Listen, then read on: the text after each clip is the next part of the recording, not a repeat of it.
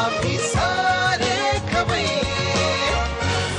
चला आता आपण पुढच्या रेसिपीकडे जाऊया. पुढची रेसिपी काय आहे? हे तुरीच्या दाण्याची आमटी. तुरीच्या दाण्याची आमटी. ओके, साहित्य सांगता मला काय काय? साहित्य हे तुरीचे दाणे, ह्या डाळ्या, हे आमसूल, लसूण, खोबरं वाटून घेतलेलं आहे आणि त्याची पूड केलेली आहे भाजून, कोथिंबीर, मीठ, मिरची, गूळ, हिंग आणि जिरं. ओके, हे म्हणजे आपण पहिल्यांदा खोबरं भाजून घेतलेलं आहे आणि मग मिक्सरवर फिरवून घेतलं. ओके, आणि हे आमसूल नुसतंच आमसूल आहे ना? हा, हे भिजत टाकायचं. अच्छा, भिजत टाकायचं आहे. ओके, आणि ते ह्याच्यात वाटून घ्यायचं आहे. त्यांनी सांगितल्याप्रमाणे 2-3 आमसुलं मी पाण्यात टाकून ठेवलेली आहेत. ओके, आता काय करायचं मला सांगा पहिलं. आता आपण तेल तापत ठेवलंय, याच्यात थोडस आपण हिंग टाकू. बरं, हिंग झालं की आपण त्याच्यात लसूण टाकूया. ओके,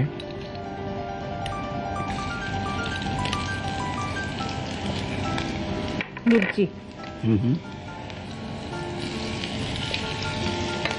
आणि हे दाणे. जिरं बिरं आता काय घालायचं? नाही नाही, हे दाणे, याच्यातले थोडेसे दाणे आपण बघूया, ठेवूया. ते कशासाठी? ते आपण जेव्हा आपण फोडणी करू ना या आमटीला, त्याच्यासाठी ते लागतील.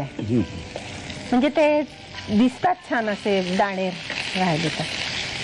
हे थोडेसे परतवले, हे परतवणं झाले की आपण हे काढून घेऊया याच्यात. ओके, मी घेऊ? राहू दे, गॅस राहू दे.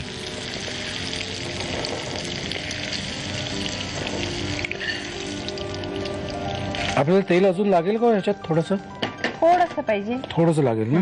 काय घालून ठेवूया ना, म्हणजे काय गरम व्हायला जरा वेळ लागतो ना ते. थोडस, बस बस. आता आपण हे जे दाणे घेतलेले आहे परतवून, याच्यात आपण आता या डाळ्या टाकू,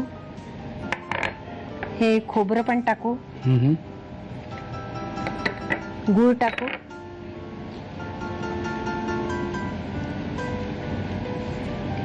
आणि हे भिजवलेलं आमसूल आहे हे पण टाकू आणि हे मिक्सरवर फिरवून घेऊया. ओके, छान एकजीव करायचं मिक्सरवर फिरवून. चालेल, हे जरा मिक्सरवर फिरवून घेतो आम्ही.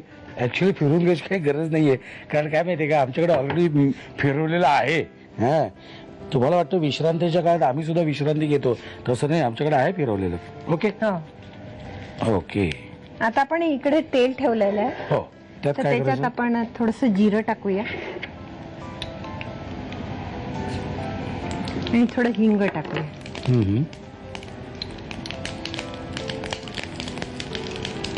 आता परत मिरची टाकायची का? मिरची स्वादाला पाहिजे असली तर टाकू शकतो. थोडं तिखट काय बरं वाटतं खाताना जरा. आणि हे जे आपण दाणे ठेवले ते टाकूया. ओके,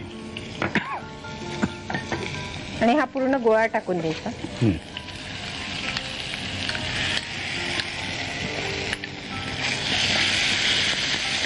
अप्रतिम वास येतोय, अप्रतिम.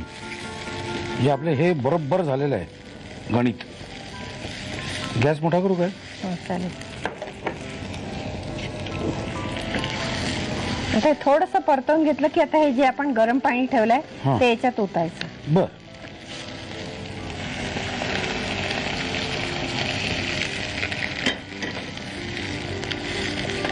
आता हे कशाबरोबर खायचं?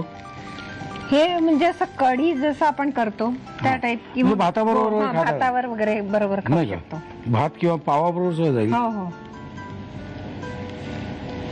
आणि याच्यात आमसूल आणि गूळ टाकल्यामुळे छान वेगळी चव येतं, आणि लसूण पण आहे त्यामुळे खूप वेगळी चव येते. चहूबाजूनी भक्कम तटबंदी आहे. बस आता याला एक उकळी येऊ द्यायची आणि त्याच्यावर कोथिंबीर टाकून, आवडत असल्यास खोबरं पण टाकू शकतो, आणि मग खायला द्यायचं. ओके, कोथिंबीर खोबरं व्यवस्थित असं घालायचं आणि मग खायला सुरुवात करायची. हा ते अगदी मनातलं ओळखलं. लिहायला सुरुवात करायची, तेच म्हणणार होतो मी. लिहायला सुरुवात करा. साहित्य आणि कृती. तुरीच्या दाण्यांची आमटी बनवण्यासाठी लागणारं साहित्य: तुरीचे दाणे, डाळ, आमसूल, लसूण, भाजलेलं सुकं खोबरं, कोथिंबीर, मीठ, गूळ, जिरं आणि हिंग. कृती: प्रथम आमसूल भिजवून घ्यावीत. पॅन मध्ये तेल गरम करून त्यामध्ये हिंग, लसूण, मिरची आणि तुरीचे दाणे परतून घ्यावेत. त्यामध्ये डाळ, सुकं खोबरं, गूळ आणि भिजवलेली आमसूल घालून मिश्रण वाटून घ्यावं. पॅन मध्ये तेल गरम करून त्यामध्ये हिंग, जिरं, मिरची, तुरीचे दाणे आणि डाळ खोबऱ्याचं वाटलेलं मिश्रण घालून परतून वाफवून घ्यावं. त्यामध्ये मीठ आणि गरम पाणी घालून आमटी उकळवून सर्व्ह करावी. आम्ही